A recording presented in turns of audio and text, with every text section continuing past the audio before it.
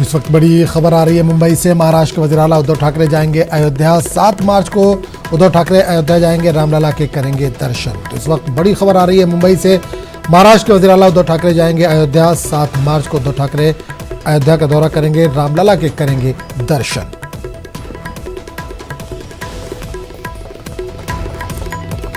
एक बार फिर बता दें, बड़ी खबर इस वक्त मुंबई से आ रही है, महाराष्ट्र से आ रही है। महाराष्ट्र के वज़ीर आला उद्धव ठाकरे अयोध्या जाएंगे। 7 मार्च को उद्धव ठाकरे अयोध्या जा सकते हैं, रामलला के वो करेंगे दर्शन।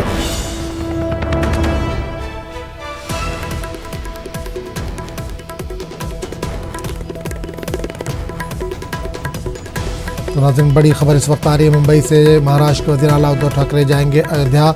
अयोध्या में रामलला के वो दर्शन करेंगे। बताया जा रहा है कि 7 मार्च को उद्धव ठाकरे अयोध्या जा सकते हैं, तैयारियां उसकी चल रही हैं।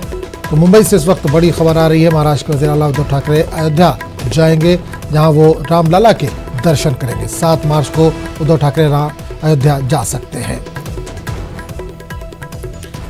और इस पूरे मामले पर बात करने के लिए सीधे रुख करेंगे मुंबई के, जहां से हमारे नुमाइंदे अमित राय इस वक्त जुड़े। अमित, उद्धव ठाकरे एक बार फिर अयोध्या के दौरे पर जाने वाले हैं, क्या तैयारियां हैं और क्या शेड्यूल है?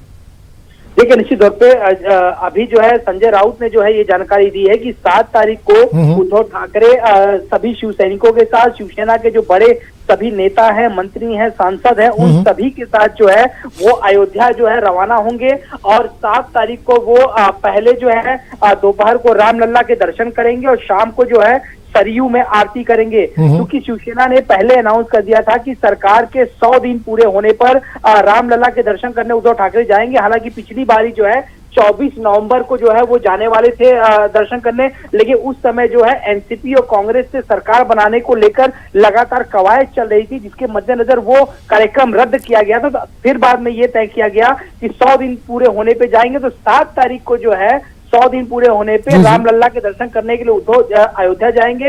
हालांकि पार्टी का साफ तौर पे कहना है कि ये सरकार 5 साल तक चलेगी और प्रभु श्री राम के आशीर्वाद से चलेगी। तो रामलला का आशीर्वाद लेने के लिए उद्धव ठाकरे जो अयोध्या जा रहे हैं। लेकिन कैसे ही पिछले दिनों जो है इसकी घोषणा हुई थी कि 100 दिन बाद उद्धव जाएंगे, इससे राजनीति भी गर्मा चुकी थी और बीजेपी जो है लगातार कटाक्ष कर रही थी। हमने देखा था कि 2 दिन पहले ही पूर्व मुख्यमंत्री देवेंद्र फडणवीस ने साफ तौर पे कहा कि चलो अच्छा है कि उद्धव ठाकरे जो अयोध्या जा रहे हैं, प्रभु श्री राम उन्हें सद्बुद्धि दें।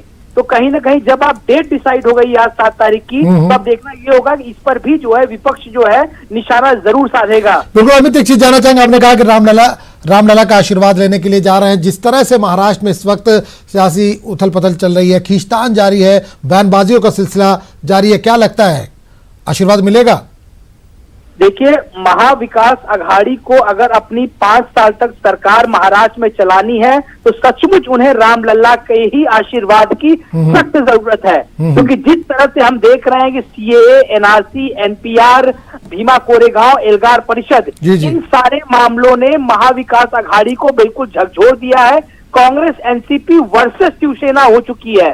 शरद पवार वर्सेस उद्धव ठाकरे की जो है लड़ाई इस समय छिड़ी हुई है। क्योंकि शरद पवार ने साफ तौर पे कहा था भीमा कोरेगांव, एल्गार परिषद के मामले की जांच राज्य सरकार करे, लेकिन एनआईए को मामला सौंपने के बाद जो है दोनों के बीच की दूरियां जो है देखने को मिली। हालांकि बाद में स्पष्टीकरण उद्धव ने यह दिया कि भीमा कोरेगांव की जांच जो है सरकारी करेगी, लेकिन एल्गार परिषद की एनआईए करेगी। उससे पहले हमने देखा, कल भी हमने देखा कि प्रधानमंत्री नरेंद्र मोदी से मिलकर जब उद्धव ठाकरे ने मीडिया से बातचीत की, उन्होंने साफ तौर पर कहा कि सीएए और एनपीआर से किसी को कोई भी तकलीफ नहीं होती दिख रही है। यानी वो जो है इसको सपोर्ट करते हुए दिखाई दे रहे हैं। तो निश्चित तौर पर हम कह सकते हैं कि महाविकास अघाड़ी की 3 पहियों की सरकार जो है कितने दिन चलेगी ये कहना काफी मुश्किल है। तो रामलला का आशीर्वाद जो है महाविकास अघाड़ी को मिलना बहुत जरूरी है, जिसके मद्देनजर जो है वो राम के दर्शन करने जा रहे हैं। देखना ये होगा कि प्रभु श्री राम जो है कितना आशीर्वाद इनको देते हैं और कब तक ये सरकार जो है चल पाती है। चलिए अमित, बहुत बहुत शुक्रिया इस तमाम जानकारी के लिए।